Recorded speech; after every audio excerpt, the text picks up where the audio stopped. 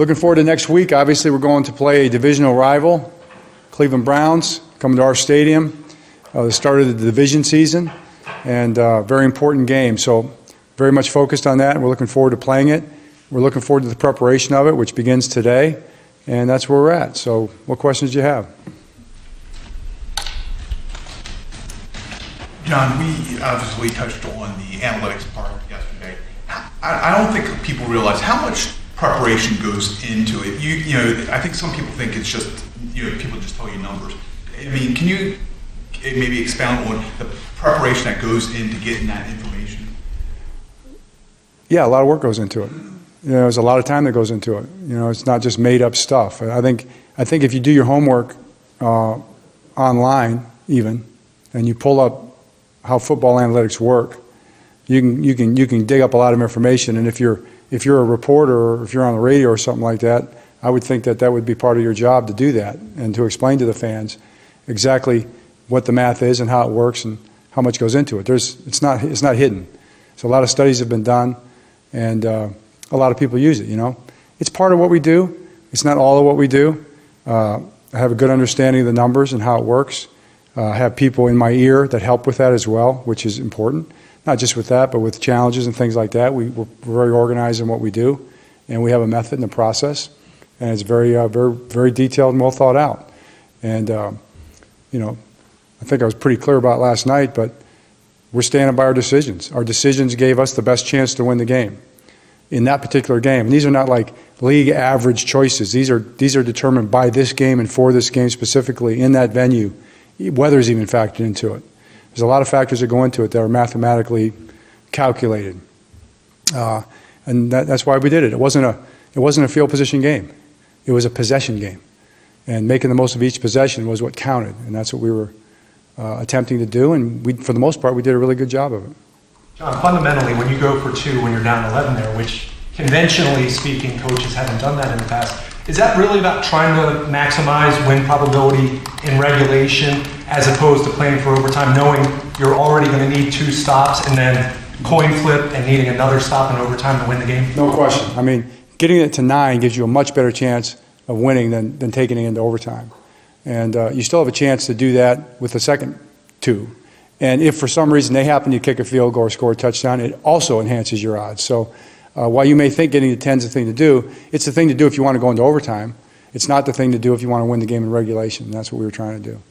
How do you balance the analytics with your gut and all your coaching experience, all the years? I do it a lot. I do it all the time. I mean, the analytics guys will tell you that I don't follow the analytics nearly enough. They'll tell you that I go by my gut way more than I go by the analytics, and I do. Because the flow of the game, the feel of the game, situations you've been in, momentum, to use your word, Jerry, all those things are something as a coach you have a real sense for. So I'll go against the analytics a lot more than I go with it in terms of 50-50 close calls. But in a game like that, those were definitely decisions that gave us the best chance to win and put us in position to win the game without question. If we hadn't made those decisions, especially the 4th down decisions, we wouldn't have been within a score at the end of the game, period. And that's borne out by looking back. If we get to 2-point conversions, we win the game, but just by doing what we did, without executing some other things. So, like I said last night, we stand by our decisions. Does having a mobile quarterback like Lamar, does that increase your decision to go for 2 compared to maybe some other type of? Yeah, and that's the gut part of it. The gut part of it for me is I like Lamar. And I believe in Lamar as a quarterback. I believe in all of our guys' chance and ability to make a play. We didn't make those plays in this game. We'll study those from a football standpoint. What we could have executed better. Plays we called, the defenses we got. You got to give the Chiefs credit. They came up and made plays. They stopped us 3 times. So that's why they won the game at the end, you could say. But as far as the decision to go for it, it was the right thing to do. Getting it in there, yeah, heck yeah. Lamar's a big part of that. Our running backs are a big part of that, our offensive line. He's going to make a lot more of those over the course of his career than he's not. After the game, a couple of the defensive backs talked a little bit about communication breakdown. That makes 2 weeks in a row. Is it something easily correctable, and is it almost a positive because it can be corrected just by getting the communication straight? Yeah, I mean, communication's a buzzword kind of. Just the way we play the coverage and playing it correctly in certain situations against certain routes. I mean, you never know the exact route you're going to get, but there are principles involved with those coverages. And we've had breakdowns 2 weeks in a row in different coverages, and that's not good. That's what costs you big games when you're playing good teams and who are explosive as they are and can make those plays. We just can't have it. Our guys know it. Now, you're not going to be perfect. I mean, the game is played. It's competitive. It's tough. The heat of battle. There's a lot of things going on. If it was, if these guys were computers, okay, they'd probably get everything right in the heat of battle, but they're not. That's the way the game is played. But that's why we chase perfection as much as we can, and we work hard at it, trying to put guys in position and teach them in a way that they can learn it, and also set it up in a way that when the bullets are flying, they're able to make good choices. So that's on us as coaches. We work really hard at that, and we've got to do a better job of that. To not have those big plays. I mean, big plays are bad. They shouldn't happen to our football team. We're not the type of team that gives up big plays, and we're not happy about that at all. And that will get fixed. There's no question. Period. It will get fixed. Having Tavon and Jimmy Smith, is that, not as an excuse, but does that make communication a little bit more difficult since you're missing two key elements? Yeah, we're not going to have Tavon back this year, so that's not something we can really think about, but it's a big factor. Tavon's a heck of a nickel, but he's not here. So we've got to, we have other guys that can play the nickel spot and do a good job, and they have to come through for us. Not having Jimmy hurts us, so we're down two really good players, but as you said, it's not an excuse, so we've got to overcome it. John, did you at all consider challenging the Jefferson defensive pass interference? I did. I wanted to. It's no question it was a bad call in the heat of battle, in my opinion. But that's not what gets it overturned. I can tell you that even if you think it's a bad call as a coach, which is the only reason I say I thought it was a bad call, so you can understand the context of challenging it. They make the call they make, and you live with it. That's the way it's always been with judgment calls. So, but if I don't think it should be called, I know by every single one of those that's been challenged so far in the preseason and regular season that it will not get overturned, 100%. Not one of those when there's been contact, whether you think he's playing the ball or not, whether you think the contact impacts the receiver or not one of those has been overturned by New York. So what we'd have been doing by challenging that is throwing away 40 seconds. And those 40 seconds are going to be important in that game. So I don't want to put words in your mouth. So unless it's so blatant, you don't think it's... Unless it's going to get overturned. And we have enough information now to know it's not going to get overturned. It would have been a wasted challenge. 100% proven by the record to date. John, you said you definitely explained why you feel comfortable with all the conversions. Going back to the 4th and 2 yesterday, though, and looking at it, where they came back and scored on the short field, still comfortable with that? The others worked, the 4th down conversion. The one that didn't work, though, they came right back and scored it. And it seemed anybody could second guess you. A kid could second guess and say, well, you shouldn't have done it because it didn't work. So if that's the level of conversation that we're having, I don't know how we can even have a conversation about it. You don't know going into making the decision that you're not going to make it. That's first of all. Secondly, as I just said before, field is not a field position game against that team. It's a possession game. So the opportunity to maintain the possession is more important than the 30 or 40 yards of field position against a team that makes big plays. I guess the question was asked because it seemed like you were more aggressive yesterday than you had been in the past. Yeah. And that's why the question was asked in that frame, and why you decided to do it at that point in time early in the game. I guess you and I aren't you're not hearing me very well, because I'm being clear. That was the game we were playing. That game was against that team. It was not a field position game, right? It was a possession game. So that's why we went for it. Even if you don't get it, the harm is less than, punting is not risk-free either. You're assuming that punting is risk-free, which was proven in the game not to be true, right? How did it turn out when we punted to him? How did it turn out then? Yeah, when we punted. So you see what I'm saying, Jerry? You following? Okay. I'm not trying to be arrogant here or sound arrogant. I'm just saying I'm explaining this really clearly, so I think it's pretty clear, the logic behind it. John, Lamar got out to a slow start throwing the football early in the game.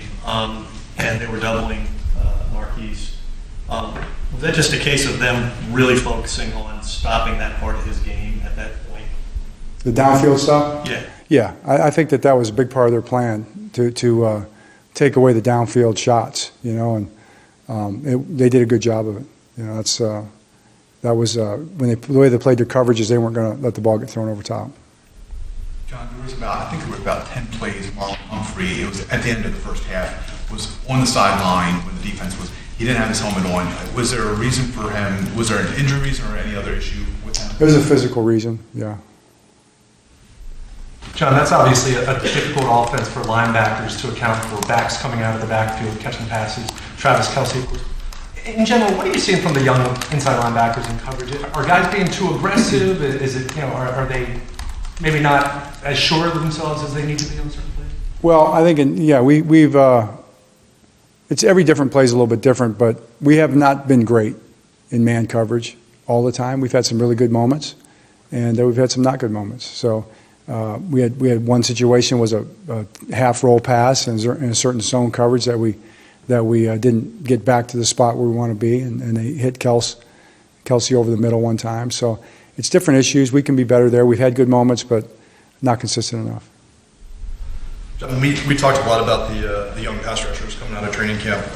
Are you still satisfied with their progress, or Who? Tyus and Tim? No, they need to be better. We need to get more pressure, more sacks from those guys. I mean, they'll probably tell you they need more reps. I would say earn more reps, by doing something about it. Along those lines, what do you think of? I know Ferguson didn't play a whole lot, but what do you think of his first action? He was okay. He had a couple mistakes where he jumped inside on a run that ran around the edge. It was really hurt us. Tim did the same thing one time. Those are the things as a young guy you can't do. You got to do the right things. Now, I cut him some slack because he's a rookie. We'll see how fast he learns, but those reps are definitely up for grabs. We'll see who takes them. In my mind, those young guys, the reps are there. We need to give our older guys a break. They can't be playing all those snaps all year. We want to play fast defense. We want to be rested and healthy, but none of those guys have stepped up in my mind and taken the reps yet, and that's disappointing. So we'll see who's the man for the job. It's in their, the ball's in their court. You lost by 5 points to a team that a lot of people are picking to win the Super Bowl. Is there a positive takeaway from just the competition? How you guys played in that environment, under the pressure they played under, to come back all that? There is. I appreciate a local guy bringing that up, Peter. That's nice. To look at some of the positives. I mean, huh? I'm a spread watcher. Spread watcher. That's legal now. It's okay, right?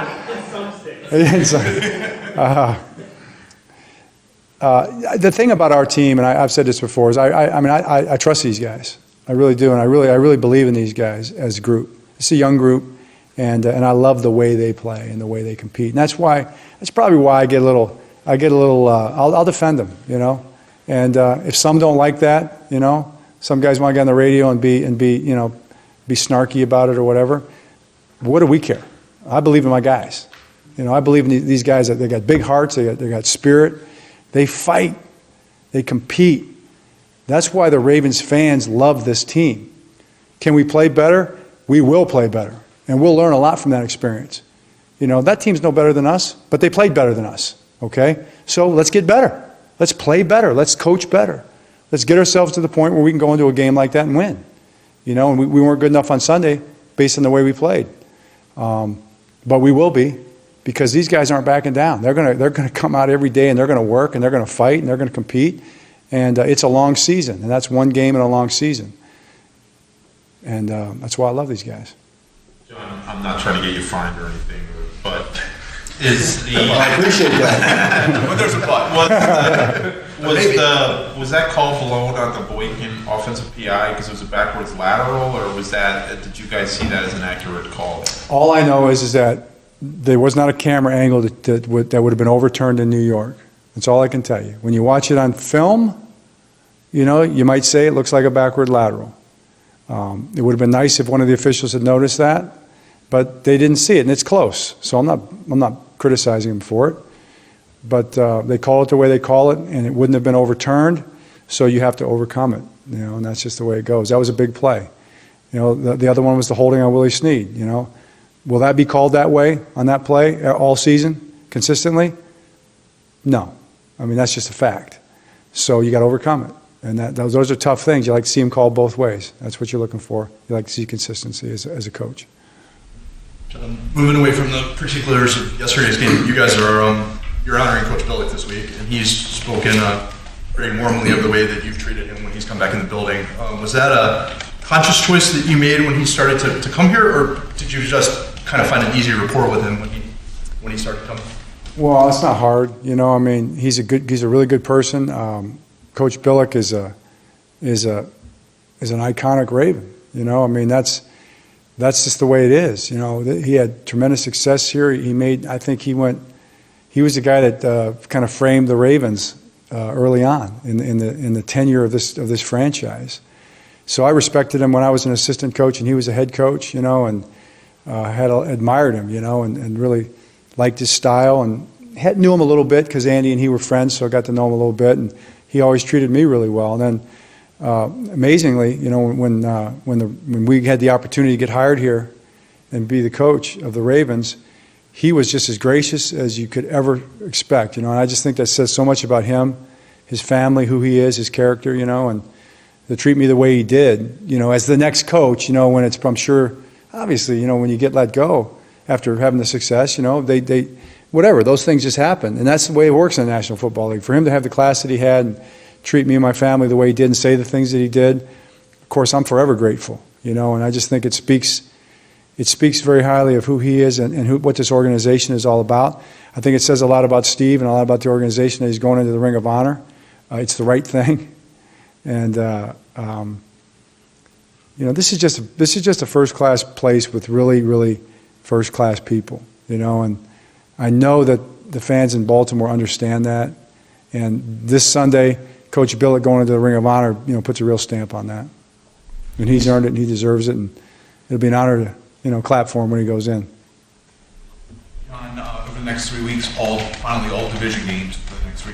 Is there a different feel when you go inside the division and you have this kind of a stretch? Different feel, yeah, there is. I mean, every game is big, but these games, I feel like they count for 2 games. It's an opportunity to win one and have your opponent not win one, and that's big. So it's going to be the Browns are excellent. They have tremendous talent. They play very hard. You've seen this defense fly around. It's going to be a big challenge for us dealing with these guys. They'll be fired up, and we just got to go play good football and play our best football and be the Ravens. All right. All set? All right. Thanks.